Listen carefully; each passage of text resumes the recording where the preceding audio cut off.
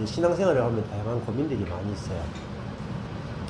예를 들면은 그 감성적인 사람은, 사교형이나 감정적인 사람은 신앙을 감성적으로 해요. 감정적 체험이 굉장히 많아요. 그럼 예수님의 십자가 그러면 막 눈물이 나고, 막 또 막 어떨 때는 꿈을 환상을 보면 예수님 십자가 보이기도 하고, 감정적 체험이 굉장히 풍성한 분들이 많아요. 그러니까 그 감정적 신앙이라고 볼 수가 있어요. 감정적 신앙. 어떤 사람은 이제 기질 중에 이제 생각을 많이 하는 사람은 감정적 시험은 없는데 하나님에 대해서 깊이 생각을 하고 깊이 묵상하면서 논리적으로 주님을 깊이 알아가는 그런 이제 스타일도 있고, 어떤 사람은 의지적인 사람도 있어요. 의지적인 데면 주도적인 사람들은 주님을 위해서 내가 어떤 큰 일을 한다. 뭐 의지와 주님이 연결되는 경우가 있어요. 그런 이제 자연적이고 천연적인 사람들은 세 개 중에 하나를 보통을 해요. 어떤 사람은 이성적인 신앙을 가지고 있는 사람이 있고, 어떤 사람은 감정적인 신앙을 가진 사람이 있고, 어떤 사람은 의지적인 신앙을 가진 사람이 있어요. 이게 이제 신앙의 세 가지 색깔이라는 책이 있어요. 그 독일에서 나왔는데 NCD 출판사 보면은 신앙의 세 가지 색깔 이야기하면서 또 성부, 성자, 성령하고 연관시키기도 해요. 아주 재밌는 책인데, 근데 이제 그 책의 이제 한계는, 이제 발상은 참 재밌는데, 혼으로 신앙생활 하면은 항상 어느 군데 치우쳐요. 자기 기질에 치우칩니다. 아주 이성적이고 논리적인 사람은 신학을, 교리 신학이나 성경을 계속 공부 위주로 하고, 감정적인 사람은 뭐로 하느냐면 막 그 신비적인 체험이나 성령 사역이나 막 이런 데 막 빠지고, 그 다음에 의지적인 사람은 막 주를 위해 헌신하는 데 빠지거든요. 근데 이 세 가지도, 요 세 가지 한마디로 자아예요. 근데 뭐 저 같은 경우도 있지만은, 예를 들면은 저도 뭐 그렇게 감정적이지 않거든요. 남자니까. 남자는 좀 약간 이성적이잖아요. 여자분들은 감정적이라. 그러니까 예를 들면은 예수님이 나를 위해서 십자가 달리셨다. 우리의 죄를 위해 십자가 달리셨다. 그러면 여자분들은 막 느끼지기도 하고, 예를 들면은 여자들 좀 그런 경우 많아요. 남자들은 맹성했어요. 그러면은 남자들은 뭐라고 생각하냐면, 나는 왜 이렇게 맹성할까? 그렇게 생각이 들어요. 저도 이제 젊었을 때 조금 그런 생각이 들었거든요. 나는 주님의 십자가의 사랑이 왜 이렇게 깊이 안 느껴질까? 또 어떤 사람 만나보면 정말 주님의 사랑이 깊이 느끼면서 거기 막 눈물도 흘리고 너무 감동적인 말을 쏟아내니까, 야, 저 사람은 좀 고급적인 사람이고 나는 좀 저급한 사람이구나, 이런 생각도 들어요. 근데 이제 신앙의 과정을 다 거쳐보면은, 워치만 니가 이제 이렇게 줘야 한다. 생각이, 그러니까 몸이 있고 혼이 있고 영이 있어요. 근데 참 신앙은 영에 속한 그리스도인이 참 그리스도인이에요. 그러니까 정상적인 그리스도인은 영에 속한 사람이지 혼에 속한 사람이 아니에요. 완전히 이제 패러다임을 바꾼 거죠. 워치만 니는. 그래서 이게 패러다임이 생각, 감정, 의지를 가지고 신앙생활하는 게 혼적인 그리스도인이에요. 근데 그리스도인은 혼이 아니라 영으로 하는 거죠. 그러면은 영으로 한다는 것은 모든 사람이 다 공평하다는 거예요. 혼은 각자 자기 기질을 자랑한다. 지적인 사람은 신앙생활은 지적으로 하는 거야. 감정적인 사람은 신앙생활은 역시 아무래도 감정적인 사랑이야. 맨날 저 지적으로 따지면 뭐해? 감정적인 풍성한 사랑이 있어야지. 의지적인 사람은 뭐라 하노? 아무리 생각하고 아무리 느껴도 실체이 없으면 소용없지. 이 세 종류의 부류의 사람들은 항상 자기가 잘났다고 싸워요. 생각 중심 사람, 감정 중심 사람, 의지 중심 사람. 근데 영에 속한 사람이라 하는 것은 뭐냐면은 이 생각, 감정, 의지가 영에 의해서 지배당하는 걸 말해요. 굴복하는 걸 말해요. 그러면은 또 더 쉽게 설명하면은 복음이 무엇인지를 정확하게 하나님이 환경의 안배를 통해서 내 능력과 지혜를 다 파쇄하면서 하나님의 복음이 내 안에 다 깨달아지면 이게 이 혼이 파쇄가 돼요. 지적인 사람은 내게 지적인 이것이 내 지혜잖아요. 지식으로 주님을 알려고 하는 이것이 아무것도 아니구나 하고 다 파쇄가 됩니다. 감정적인 사람은 내가 주님을 감정적으로 사랑한다 해봤자 내 자아 중심성이 올라오면 이것도 아무것도 아니구나 하고 다 깨져요. 의지적인 사람도 베드로처럼 내가 주를 위해서 목숨을 버리겠다 해놓고 가보니까 안 돼. 이 세 가지가 아무것도 아니구나 하고 다 깨진 사람은 이제 이거로 주님을 만나는 게 아니에요. 혼으로 주님을 만나는 게 아니라 혼이 깨지고 그 다음에 성령이 내 혼과 다 연합돼가지고 성령이 내 안에 생명을 체험하게 한다. 생명의 체험하고 생각, 감정, 의지의 체험은 좀 달라요. 다른 세계라. 그래서 신앙생활을 어떻게 하는 게 제일 좋은 거냐면요. 저도 막 수많은 제자 훈련도 해보고 의지적인 노력도 해보고 성경 체험도 해보고 성경 공부도 해보고 다 해봤는데 그냥 말씀을 읽잖아요. 그냥 필리핀에 가서 그냥 성경을 하나님 읽게 하셨는데 성경을 쭉 읽는데 거기서 하나님이 딱 발견되고 새로운 하나님이 발견되고 새로운 내 자신이 딱 보이면서 복음이 딱 알아지니까 너무 기쁜 거예요. 제가 지금까지 살면서 막 여러 가지 체험들을 했는데 가장 없어지지 않는 가장 견고하고 가장 확실하고 가장 분명한 것은 복음이 깨달아지는 체험. 말씀이 내게 와서 한 구절구절이 딱 깨달아지면서 하나님이 어떤 분인지 내가 어떤 존재인지 그게 딱 깨달아질 때 그 기쁨하고 어떤 기도 응답의 체험이나 어떤 성령의 체험이나 이런 체험하고는 비교가 안 돼요. 그러니까 복음이 깨달아지는 기쁨이 가장 커요. 그거는 정말 메마르지 않습니다. 너무너무 기뻐서 그래서 저도 저 필리핀에서 성경만 읽어도 되는데 성경을 읽으면서 거기 성경에서 발견되어지는 하나님 은혜의 하나님이 딱 발견되면서 너무 기쁘고 이거로도 충분한데 쓸데없는 수많은 제자훈련 프로그램과 수많은 예배도 그렇고 막 우리 찬양단까지 다 있었거든요.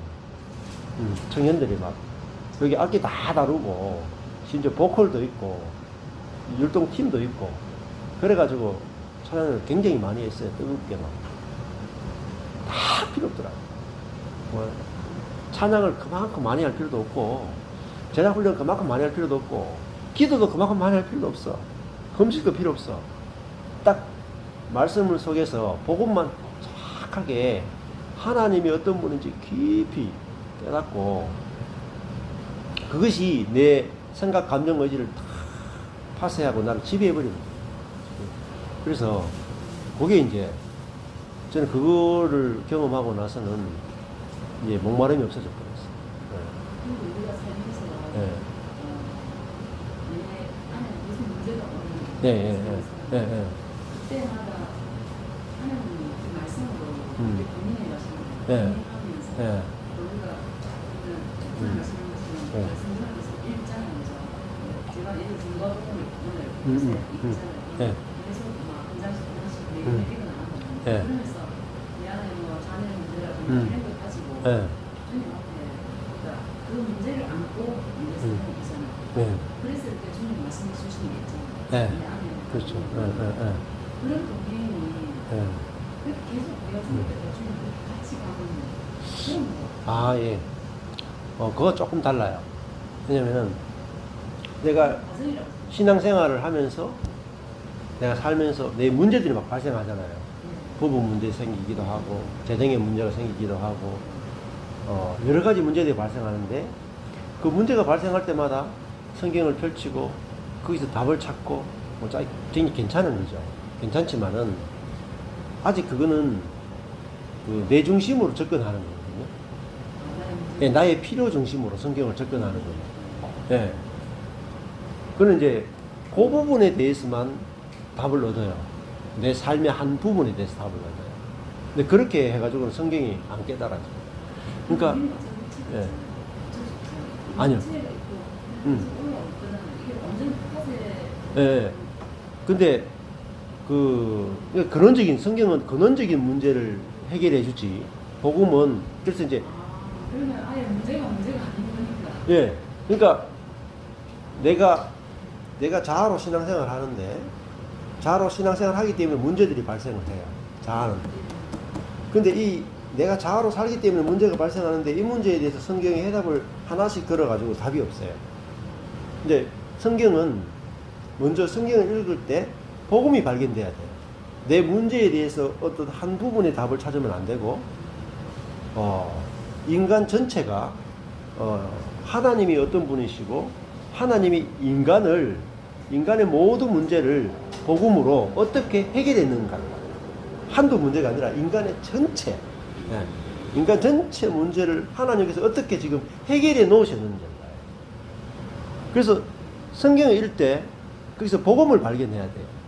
단순히 내 문제에 대해서 답을 찾는 식의 묵상이 아니라, 저도 내 문제에 대해서 하나님이 어떻게 말씀하시는가 묵상하고 하는 거는요, 그 큐티라고 해요. 큐티식으로. 엄청나게 많이 했어요, 제가. 그거를 대학생 때부터 했으니까, 한 30년 했을 거예요. 20살 때부터 그거 했으니까, 20대, 30대, 한 20 몇 년을 그렇게 했죠. 근데, 별로 그렇게 유익하지 않아요. 예. 그게 아니고, 성경 자체에서 복음을 딱 발견해요. 성경 전체 흐름 속에서 진짜 하나님 어떤 분이고, 인간은 어떤 존재이고, 타락하고 부패한 이 인간의 문제를 하나님이 어떻게 복음으로 근원적으로 해결하시는가를 딱 봐요. 예. 그러면은, 복음이 오면은요, 내 인생의 어떤 한 부분의 문제가 해결이 아니라 인생 전체가 다 해결돼 버려야 돼요. 내 존재 전체가 다 해결돼 버려요. 한꺼번에 쫙 빛이 비쳐가지고 다 해결됐네 이렇게 다 해야 되지. 하나하나씩 이렇게 해가지고는요, 문제가요 얼마나 많은데 해결을 그렇게 해결을 못해요. 신을 계속 기도하라. 네. 기도하라. 계속 기도하라. 네. 그렇죠. 목사님 기도 때 기도 감사기도 그 얘기예요. 네. 기도 아니고. 네. 기도하긴 하는데 그렇죠. 그런 것도 이제 하라 하지 말라는 건 전부 다 명령이거든요. 명령을 집중하지만 그 명령이 어디서 나왔는지를 봐요. 출처를 봐요. 왜 그런 명령을 하는지 그 밑에 있는 복음을 봐요. 그래야 그래서 저는 이제 13년 전에 그 성경을 읽었는데 내가 죽었고 내 안에 예수가 사는구나 하니까 어때요? 내가 죽었고 내 안에 예수가 사는구나 하니까 내 문제가 다 끝난 거예요. 내 문제를 하나하나 해결하는 게 아니라니까 사실은. 하나하나 해결하는 게 아니야. 옛사람인 내가 그리스도와 함께 십자가 못 박혀 죽었잖아요. 그 문제만은 내가 이미 끝났는데, 예, 그리고 이제는 내 안에 예수가 살잖아요. 그러니까 와, 이제 문제가 없어지는 거죠. 내가 사니까. 자, 질문이 이제 다시 돌아가면은, 내가 문제가 생기는데 이 문제에 대해서 내가 성경을 묵상해서 내가 어떻게 적용할까라는 것은 도로 내가 사는 거잖아요. 그죠? 예, 그렇죠. 예. 근데 그걸 성경 묵상할 때 내가 있고 성경이 있는데 하나님 계신데 이 말씀을 내가 읽고 내가 묵상하고 내가 이 말씀과 교통하는 걸로 생각하시면 안 돼요. 거기서 한 단계 더 나가야 돼요. 이게 아니고, 아, 하나님이 내 안에 계시단 말입니다. 내 안에 계시면서 하나님이 나를 통해서 하나님이 살기를 원하신단 말이에요. 우리는 내 안에 계신 하나님이 나를 통해 사는 것에는 별로 관심이 없고, 내가 하나님을 위해서 어떻게 살까에 관심이 있는 거예요. 그럼 주어가 뭐냐면 나예요, 나. 내가 하나님을 위해서 어떻게 살아야 될까요? 이거는 주어가 나잖아요. 근데 주어가 바뀌어야 돼요. 성경을 묵상할 때는. 하나님이 나를 통해서 살기를 원하시는구나. 하나님이 나를 통해서 어떻게 사시기를 원하시는구나. 어떻게 살기 원하시는가. 하나님의 관점에서 봐야 돼요. 이게 이제 주어가 바뀌었다는 거거든요. 이 말이 굉장히 알아듣기 힘들어요. 그래서 자꾸 들어야 돼요. 성경을 묵상할 때 우리 주어가 나예요. 내가 성경을 읽고 내가 하나님 말씀하시면은 내가 그 말씀이 하라 기도하라 하면 내가 기도하잖아요. 내가 기도하면 내가 사는 거예요. 근데 성경은 그걸 기도하라 그래도 내가 기도하는 게 핵심이 아니에요. 왜 기도하라 하냐면은 이 하나님이 사람을 통해서 살기를 원하세요. 그걸 기도하라는 거거든요. 그래서 성경의 주어는 하나님입니다. 그러면은 하나님이 지금 어떤 분이시고 하나님 어떻게 지금 살기를 원하시고 하나님의 소원은 무엇이고 하나님의 갈망은 무엇이고 하나님의 계획은 무엇이고 하나님의 뜻은 무엇이고 그 하나님을 발견해야 돼요. 그러면은 내가 할 일이 별로 없어져 버려요. 근데 성경을 보는 순간에 내가 해야 될 일을 묵상하고 내가 해야 될 일을 생각하고 내가 나를 고쳐야 될 일을 생각을 하면 다 짐이에요. 짐. 그건 이제 율법적인 관점이에요. 그 시간이 지나면 나중에 지쳐요. 나중에 번아웃 돼요. 근데 성경을 보면은 하나님이 어떻게 하신다. 이게 중요하죠. 자, 이거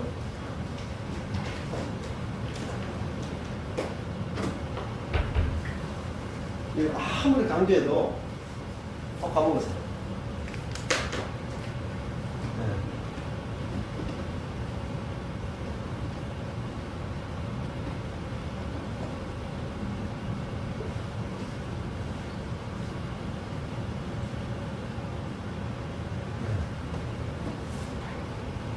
이게 이제 주어죠. 목적어죠. 이게 서술어죠. 사람이 하나님을 섬긴다. 사람이 하나님을 사랑한다. 사람이 주어예요. 성경을 읽을 때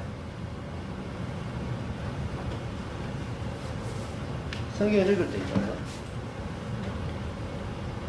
이거 강육시 목사님이 이 피아즘 성경하면서 제일 먼저 만든 게 뭐냐면 하나님, 예수님,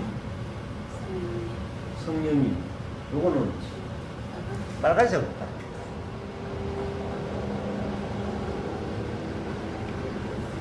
이 성경을 연구한 40년 동안 제일 처음에 성경을 연구할 때 이분이 했던 작업이 뭐냐면 검은 성경에다가 하나님, 예수님, 성령님이 나오면 다 빨간색으로 형광펜으로 빨간색 예, 말씀도 빨간색으로 하나님, 예수님, 성령님이 말씀하시면 전부 다 빨간색으로 그러면은 이걸 왜 이거면 은혜가 된다. 다 까만색인데 우리는 어디에 밑줄 치냐면 하라 하지 내한테 인간이 해야 될 일에만 다 밑줄 칩니다. 빨간색 다. 그리고 성경을 읽을 때요. 내가 해야 될 일에 빨간색 치시면 안 돼.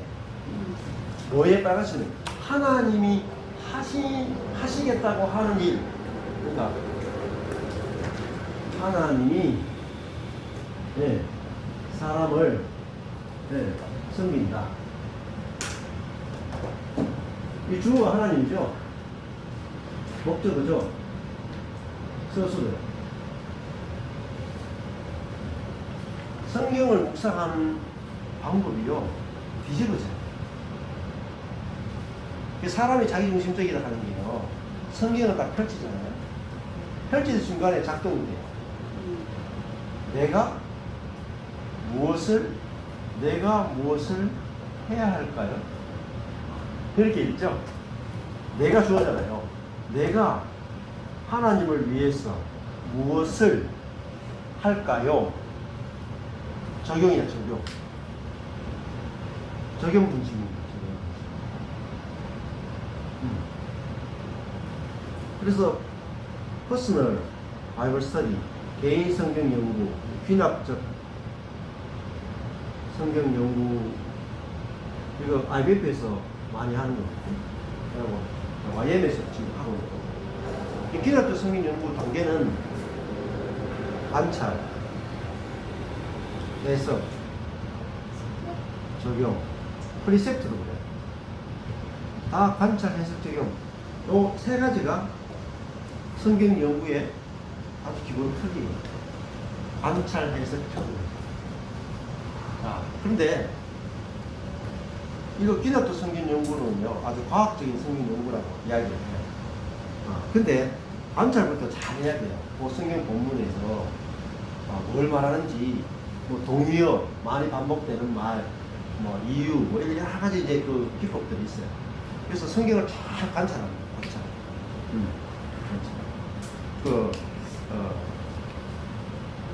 근데 관찰할 때요, 뭘 관찰하라고 안 주면 관찰이 안 돼요. 그죠? 여러분 이 방을 관찰해 보세요. 관찰이 되고 있습니까? 이 방에 관찰이 되고 있어요?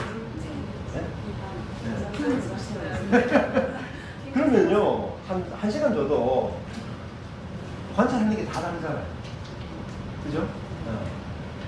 저는 뭘 관찰하냐 하면 이 방에 시계가 몇 개 있는지 관찰하고 있어요. 근데 여러분이 아마 한 시간 줘도 시계를 관찰하는 사람 거의 없을 수가 있어요. 그러니까 성경을 이렇게 똑같은 성경인데 성경을 딱 펼쳐놓고 자, 지금부터 관찰하십시오. 뭘 관찰해야 되죠? 이게 성경이 그렇죠. 관찰이 안 돼요. 근데 관찰할 때 제일 중요한 주어를 찾아요. 이게 핵심입니다. 주어를 찾아요. 저도 이것 때문에 뒤집어졌어요. 성경을 한 번도 하나님을 주어로 해서 성경을 읽어본 적이 없었어요. 창세기부터 계시록, 계시록까지 하나님이 어떻게 생각하시고 어떻게 행동하기 원하시고 하나님 어떻게 계획을 하시고 계획하신 것을 어떻게 이루어 가시는지 하나님을 중심으로 해서 내가 적용 다 빼버리고 하나님이 어떻게 구원의 역사를 이루어 가시는지를 하나님이 사람을 어떻게 다루시는지 하나님이 사람을 어떻게 부르시는지 하나님이 사람을 어떻게 인도하시는지 하나님 중심으로 쭉 이렇게 성경을 보는 데서 진짜 복음을 받는 거예요. 그래서 이 하나님, 예수님, 성령님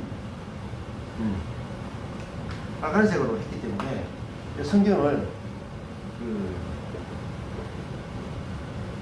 사람이 무엇을 해야 하는가 이거 빼고 하나님은 무엇을 하시는가 하나님이 사람을 어떻게 다루시는가 주어를 하나님 중심으로 성경을 성경을 한번 묵상해보세요. 그러면은 똑같은 성경인데 발견이 다른 게 발견이 돼요. 그래서 저도 이거 예를 들면 야곱의 인생을 묵상하잖아요. 창세기 야곱의 인생. 야곱이 하나님을 어떻게 섬겼는가. 옛날에 이렇게 읽었거든요. 요셉이 하나님을 어떻게 섬겼는가. 이렇게 성경을 읽었다니까요. 근데 제가 필리핀에 있을 때는 하나님이 요셉을 어떻게 다루셨는가. 하나님이 야곱을 어떻게 다루셨는가. 하나님이 모세를 어떻게, 하나님이 다윗을 어떻게, 하나님이 예수를 어떻게, 하나님이 베드로를 어떻게 다루시고 어떻게 부르시고. 그러면 성경을 이걸 보려면요 성경을요 길게 봐야 돼요. 그죠? 요거는요 요셉이 하나님을 어떻게 생겨요? 요셉이 하나님과 동행했더라. 끝. 우리도 요셉처럼 하나님과 동행합시다. 이렇게 묵상하죠. 이렇게 묵상하면 안 돼요. 그러니까 요셉이 주어잖아요. 요셉이 하나님과 동행했다. 이게 요셉이 주어잖아요. 그러면 안 돼. 요셉이 주어가 되면 안 돼. 하나님이 요셉을 섬겼다. 이렇게 됩니다. 하나님이 요셉을 어떻게 섬겼는가? 그러면 요셉의 인생 전체를 다 봐야 돼요. 그죠? 야곱의 인생 전체를 다 봐야 돼요. 아브라함의 인생 전체를 다 봐야 돼요. 다윗의 인생 전체를 다 봐야 돼요. 예수님의 인생 전체를 다 보고 베드로의 인생 전체를 다 봐요. 그러니까 길게 통도 자르면 안 되고 성경 길게 보죠. 그래서 그냥 인물별 성경 연구처럼 그렇게 보시면 돼요. 하나님이 주어를 하나님 두셔야 돼요. 하나님이 아담을 어떻게 구원하시는가. 그죠? 하나님이 죄인을 어떻게 구원하시는가. 하나님을 주어로 해서 성경을 묵상해요. 그래서 성경 길게 통독하세요. 그러면서 이게 통독해보면 뭘 느끼냐면요. 사람이 할 일이 없어져요. 사람이 하나님을 위해 한 일이 없어요.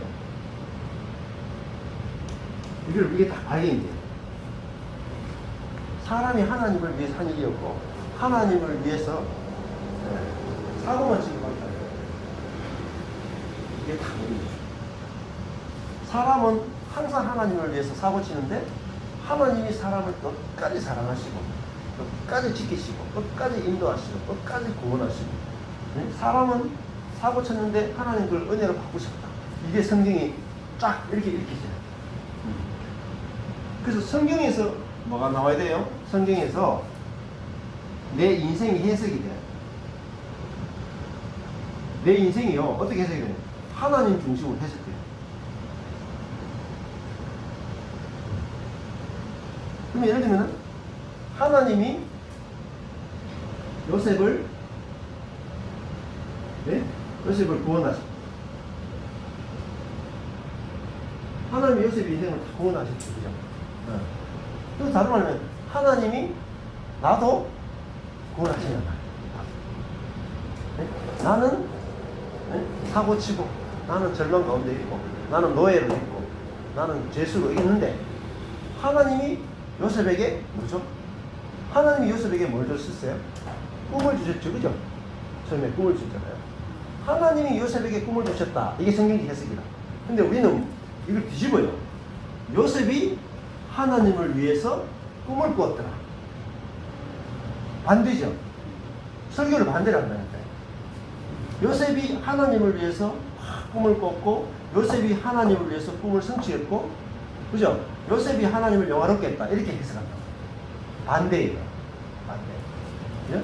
하나님이 요셉에게 꿈을 주셨고 하나님이 그 꿈을 성취하셨고 그죠? 하나님이 다 하신 거예요. 그게 하나님이 다 하신 것으로 성경이 쫙 보인다.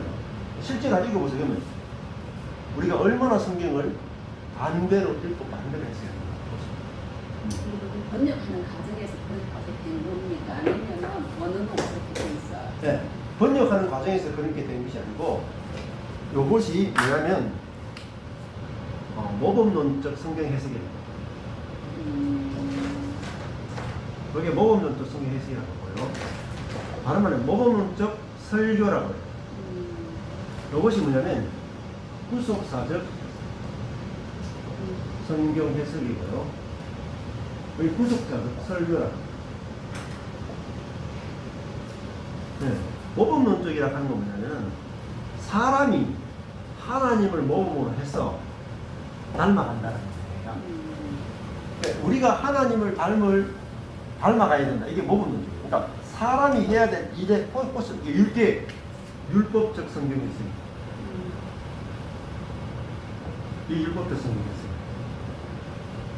네. 요게 구속사적 성경 해석이요. 복음적 성경 해석.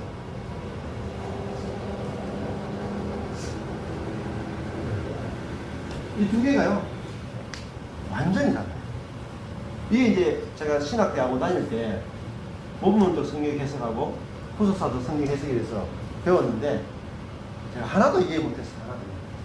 어려워가지고. 근데 교수님도 제대로 설교도 못해줘. 제대로 가르치고, 본인도 제대로 설교 못하니까.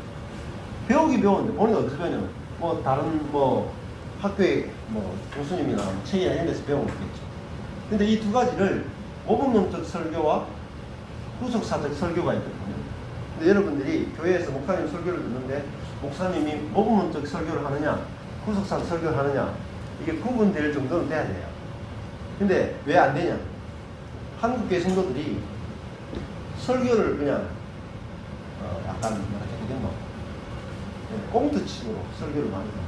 설교가 성경 본문을 정말 제대로 풀어주는 게 아니고 목사님 하고 싶은 말 해주는 거예요. 성경 본문 가지고. 저도 그랬어요. 왜냐면 이걸 제대로 가르치는 데가 잘 없어요. 사람을 주로 해서 사람이 하나님을 어떻게 섬길 것인가를 중심으로 성경을 묵상하도록 가르치는 거예요. 저도 이것만 배웠기 때문에 이걸 묵상하면 묵상할수록 뭐가 많아지겠어요? 적용이 많아지겠죠. 적용이. 사람이 해야 될 일이 짐이 점점 무거워지는 거예요. 근데 하나님이 사람을 뭐예요? 섬긴다. 하나님이 사람을 구원한다. 하나님이 사람을 사랑한다. 그러면 사람이 할 일이 있어요? 없어요? 이쪽은 사람이 할 일이 점점 없어집니다. 그죠? 그러니까 이 후속사적 설교를 듣고 복음적 설교를 들으면 사람이 할 일이 없어져요. 근데 모범론적 설교를 계속 들으면 근데 설교를 이제 예를 들면 목사님들이 이거를 하는데 그래도 저는 이것도 잘 몰라요. 전반에는 그냥 이것도 모르니까 모범론적 설교를 다 해요. 어떤 분은 조금 이렇게 열린 분들은 예를 들면 조금 이제 그래도 유학도 갔다 오고 조금 열린 분들은 앞에는 후속사적 설교를 해요. 전반부는. 후반부는 적용을 넣으면은 되겠다. 후반부는 모범론적 설교. 앞에는 하나님이 우리를 사랑하신다. 하나님이 죄인인 우리를 사랑하신다. 이렇게 설교를 하죠. 은혜를 끼쳐요. 뒤에 가면은 적용이 들어가죠. 그러니까 우리도 하나님께 보답하자. 이렇게 나와요. 보답하자. 이게 적용이다. 아니면 적용은 뭐죠? 성경을 열심히 읽자. 기도하자. 그죠? 예배 열심히 드리자. 네, 사랑하자. 이렇게 적용을 준다고. 이런 설교가 요 설교보다는 요 설교가 좀 더 발달된 설교죠. 우리 제가 네? 예. 그렇죠. 묵상을 내가 해야 된다 하는 것도 그리고 이게 우리의 적용에 속해요. 내가 열심히 해야 된다. 내가 저절로 막 되는 건 괜찮은데 내가 해야 된다는 것도 적용 중이에요. 근데 여기서 이 뒤에 이거 자체가 없이 앞에 하나님의 구속사만 완전하게 드러내고 완전하게 설교하는 설교는 희귀해요. 한 2%, 3%밖에 안 될 거예요. 목사님의 설교가. 그래서 찾기가 힘들어요. 그래서 성도들이 또 대부분 자기 교회만 있잖아요. 네? 모교회 그래가지고 다닐 때부터 죽을 때까지 자기 교회만 있으니까 우리 교회가 어디에 속해 있는지 뭘 하는지 제대로 굴러가는지 전혀 모르고 자기 교회 개교회 안에만 다 갇혀 있는 거예요. 근데 전 세계 교회를 다 둘러보고 하면은 이런 비교들도 되고 그런 거 알 수가 있죠. 네. 장사하면 이 신앙 이걸 이용해서 네. 게으른 신앙 비교 복음도 안 나는 복음이잖아 이것도 그냥 네. 그렇게 내라는 그러니까 여기서 우리 온 사명이 예 그렇죠. 근데 이 구속사적 성경만 복음만 전하면 사람의 마음이 뜨거워져요. 오히려 이걸 복음을 들은 사람 가만히 있을 수가 없어. 성령에 의해서 저절로 하는 거예요. 여기는 적용은요 누가 하냐면 성령이 하는 거예요. 여기서는 적용은 사람이 하는 거예요. 그 차이점이에요. 그래서 제가 여기 와서 예. 목사님 말씀 듣고 제가 예, 예. 그렇게. 그만 봐도 예. 내 자신을, 내가 변화시키려고 하면 안 되는데, 말씀이 오면 저절로 변화돼요. 예, 예.